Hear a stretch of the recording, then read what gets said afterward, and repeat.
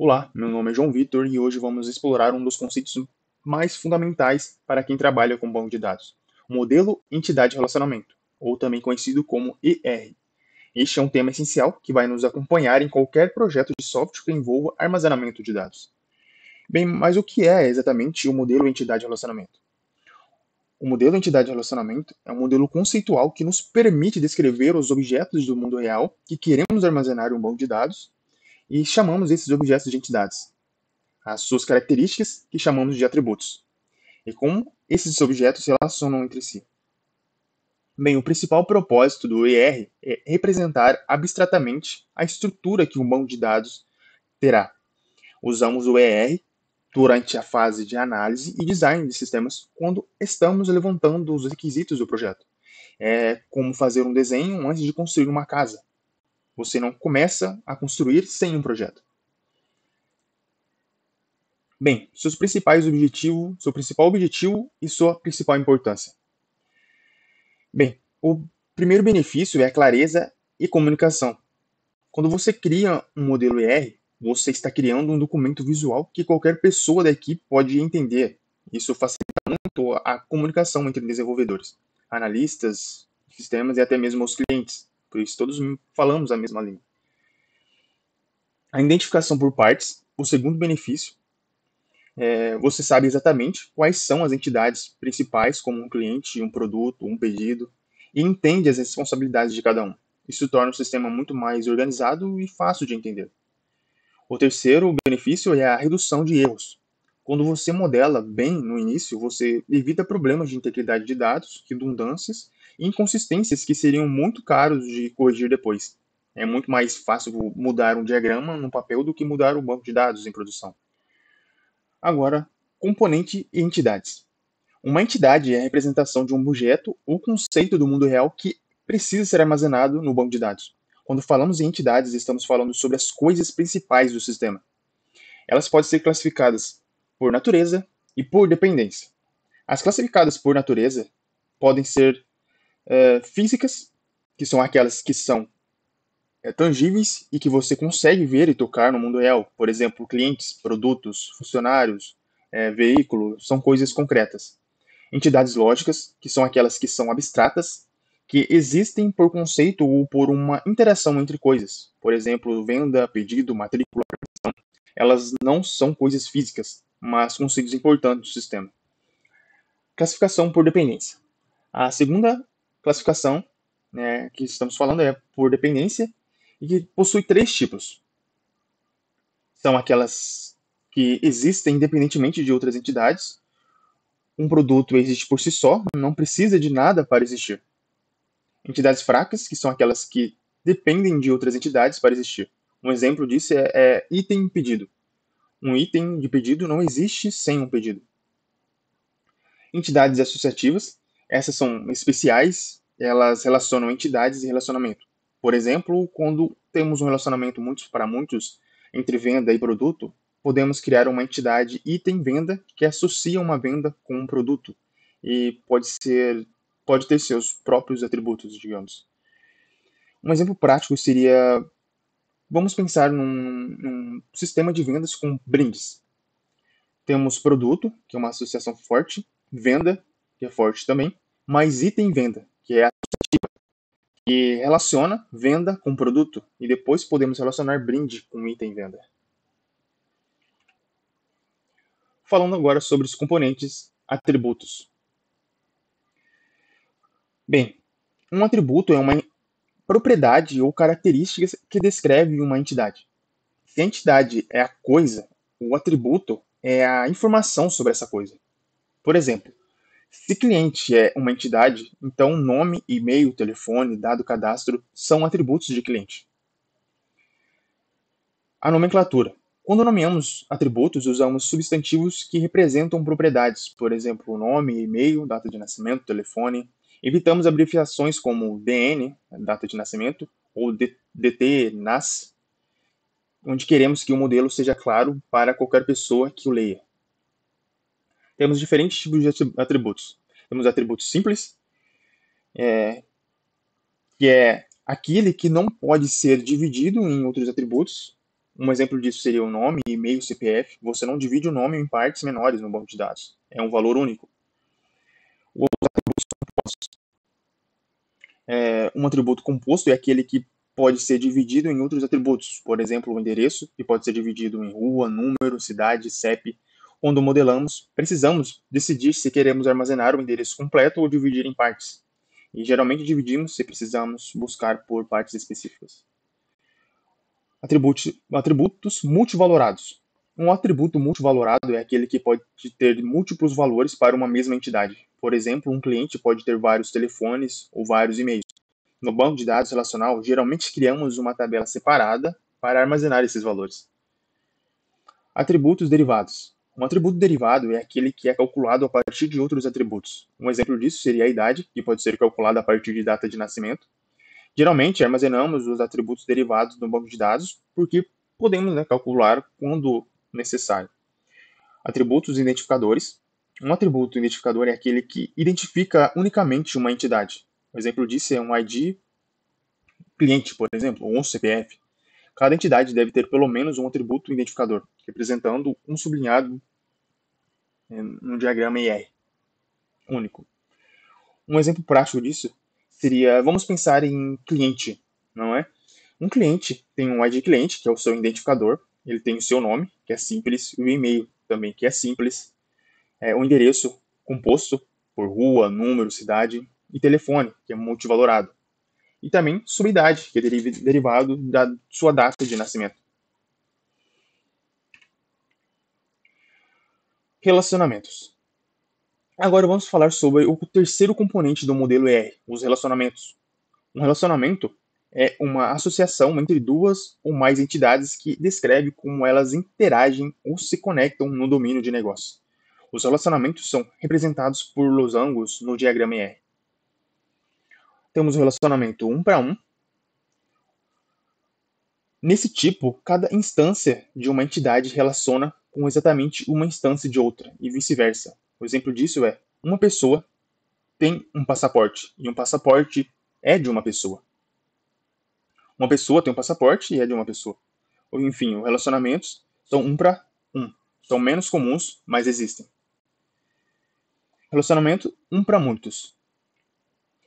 Nesse tipo, uma entidade se relaciona com várias da outra, mas cada uma das várias só pode estar ligada a uma unidade da primeira.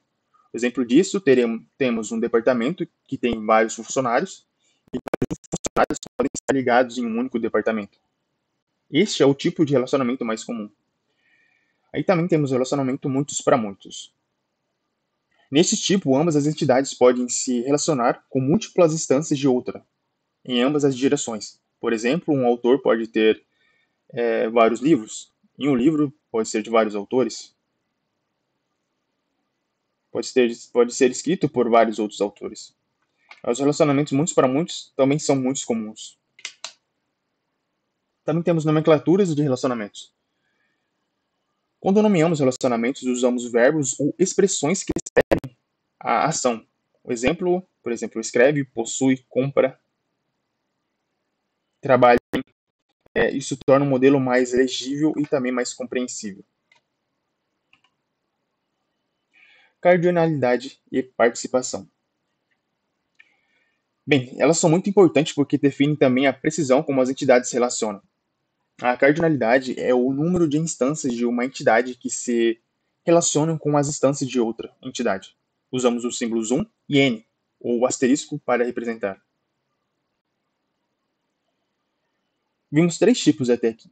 1 para 1, que é cada instância de uma entidade relaciona com exatamente uma da outra. O exemplo disso é uma pessoa e o passaporte. Uma entidade, muitos para muitos, 1 para muitos, que se relaciona com várias da outra, mas vice-versa não. Muitos para muitos, ambas as entidades podem se relacionar com múltiplas da outra. A cardinalidade é fundamental porque define como as tabelas serão estruturadas no banco de dados relacional. A participação. Agora vamos falar sobre a participação, que especifica de toda instância de uma entidade que precisa estar relacionada com outra entidade. Existem 2 tipos. A participação total, que é obrigatória. Toda instância deve estar relacionada. com pelo menos uma instância da outra entidade. E nós representamos como uma linha dupla no diagrama. E um exemplo disso seria o total do pedido deve ter pelo menos um item pedido. A participação parcial, que é opcional, e nem toda a instância precisa estar relacionada com a outra entidade, que representa como uma linha simples. O exemplo disso, nem todo cliente fez uma compra, mas pode estar cadastrado, mas nunca ter comprado. Amém. A combinação no impacto. A combinação da cardinalidade define restrições de integridade importantes no banco de dados. Por exemplo, um relacionamento pode ser um para muitos, com participação total em N, o que significa que cada instância de N deve estar relacionada com exatamente uma instância de 1. Essas restrições garantem que os dados do banco de dados sejam consistentes e válidos. Vamos pensar em pedido e item pedido. Um pedido pode ter vários itens pedido, um para muitos, e cada item pedido deve pertencer a um pedido, que é a participação total em N. Isso garante que não haja itens órfãos no banco de dados, ou seja, itens que não têm nenhum relacionamento. Diagrama de entidade de relacionamento, DER, seus principais conceitos. O diagrama de entidade de relacionamento, ou DER, é a representação gráfica do modelo ER, que é comum num desenho que mostra visualmente as entidades, seus atributos, os relacionamentos entre elas, e as cardinalidades. Um DER bem feito é uma ferramenta poderosa para comunicar a estrutura de um banco de dados. Ela possui símbolos, como tabela, que representa uma entidade, linhas e colunas, que representam um atributo, e uma linha que conecta as entidades e atributos, e entidades e relacionamentos. Para ele ler, a gente pode seguir as seguintes etapas. 1. Identificar as entidades do sistema, ver quais atributos cada entidade possui, entender como as entidades se relacionam entre si, verificar as cardinalidades das relações e analisar a participação.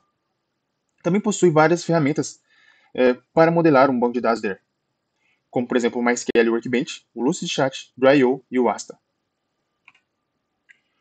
Agora vamos ver um exemplo prático completo.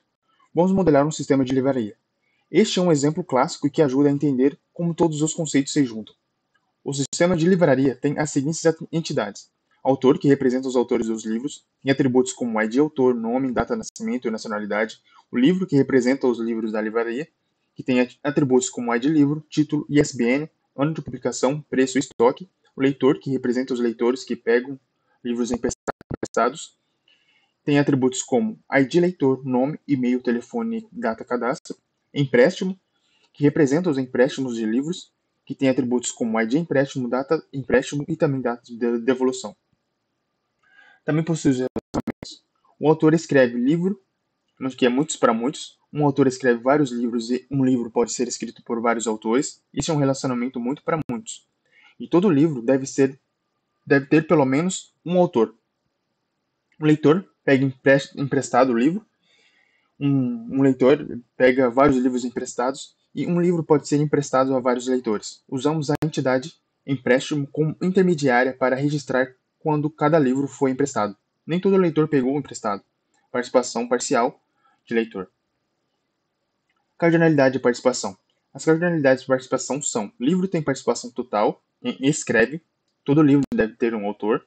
O leitor tem participação parcial, pega emprestado, nem todo leitor pegou emprestado. E empréstimos é a entidade que relaciona o leitor com o livro.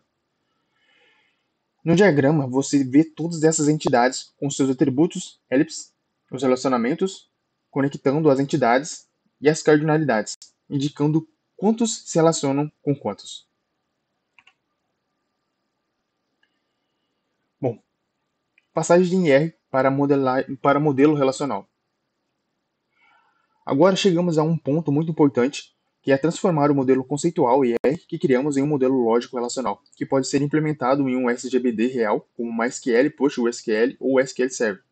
Este é um processo chamado de mapeamento, onde vamos aprender as regras de mapeamento que transformam entidades e relacionamentos em tabelas e colunas. Definição e mapeamento. Mapeamento é o processo de transformação do modelo IR em modelo relacional, onde cada entidade IR vira uma tabela, onde cada atributo vira uma coluna, e os relacionamentos são representados usando chaves estrangeiras. A primeira regra é simples. Cada entidade forte vira uma tabela. Os atributos da entidade viram colunas da tabela. O atributo identificador da entidade vira a chave primária dessa tabela. O exemplo seria a entidade produto com atributos ID produto, nome e preço, vira a tabela produto com colunas ID produto, onde é a chave primária, nome e preço. A regra 2, que essas são as entidades fracas, que a segunda regra é a entidade fraca, onde uma entidade fraca vira uma tabela que tem uma chave estrangeira para a entidade forte da qual depende. A chave primária da tabela fraca é composta pela chave estrangeira mais a chave parcial da entidade fraca. Relacionamento 1 para 1. A terceira regra é para relacionamentos 1 para 1, onde temos duas opções, que é mesclar as duas entidades em uma única tabela. Isso funciona bem quando uma entidade sempre tem uma instância da outra. A segunda opção é adicionar uma chave estrangeira em uma das tabelas, que é onde escolhemos a tabela que tem participação parcial para adicionar a chave estrangeira. O exemplo disso seria pessoa passaporte, onde temos a tabela passaporte com uma coluna FK pessoa, que referencia a tabela pessoa.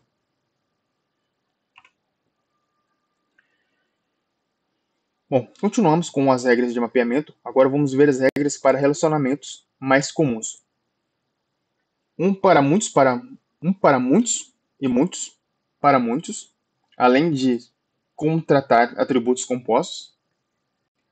Relacionamento 1 para muitos. A quarta regra é para relacionamentos 1 para muitos. Essa é a regra mais simples e mais comum, onde adicionamos uma chave estrangeira da entidade 1 na tabela N. Essa regra é simples porque a chave estrangeira fica do lado N, garantindo que cada instância de N está relacionada com exatamente uma instância de 1. A regra 5, que é o relacionamento muitos para muitos, essa é um pouco mais complexa, onde a gente cria uma tabela intermediária, também chamada de tabela de junção, que contém as chaves estrangeiras de ambas as entidades. O exemplo disso seria aluno-disciplina, onde criamos três tabelas, onde uma é aluno, outra disciplina e matrícula. A tabela matrícula contém FK aluno e FK disciplina, as chaves estrangeiras de aluno e disciplina. Assim, cada aluno pode estar matriculado em várias disciplinas, e cada disciplina pode ter vários alunos. A tabela intermediária pode ter seus próprios atributos. Por exemplo, matrícula pode ter data matrícula ou nota. Atributos compostos. A sexta regra é para atributos compostos, onde temos duas opções. Dividir uma coluna separadas. Se você precisa buscar por partes específicas do atributo, divida em colunas. Por exemplo, um endereço dividido em rua, número, cidade e CEP. Opção 2, que é manter como uma coluna. Se você não precisa buscar por partes específicas, você pode manter tudo em uma coluna. Exemplo, o endereço completo como uma única coluna. A escolha depende das necessidades do sistema, mas um exemplo prático disso seria um sistema de vendas, um para muitos, onde temos uma tabela cliente, mais tabela pedido, com FK cliente, que é a chave estrangeira de cliente. Cada cliente pode ter vários pedidos. Um sistema acadêmico, onde temos uma tabela aluno, tabela disciplina e uma tabela matrícula, com chaves estrangeiras aluno e disciplina. Bom, aqui chegamos ao final do vídeo. Agradeço pela atenção de vocês e espero vocês nos próximos vídeos.